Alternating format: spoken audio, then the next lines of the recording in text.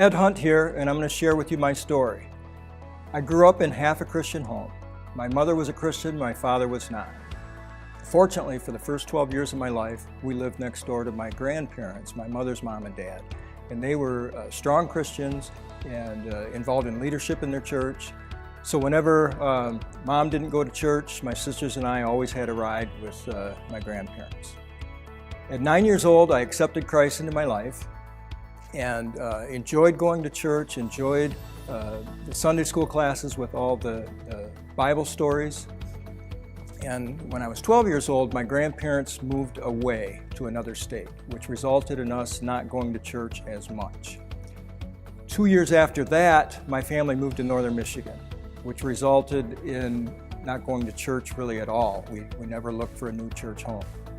Now it's late high school years, college, and my relationship with Christ really is non-existent, and I'm not living the way I know that He wants me to live. After college, I meet my wife, get married, and still not living the way that I know God wants me to live.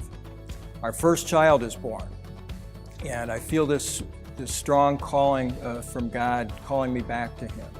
And didn't really do much about it, but I know the feeling was there, and just talked about it. Now our second child was born, and that is when my wife and I recommitted our lives to Christ. Both of us did. And He's blessed our socks off ever since.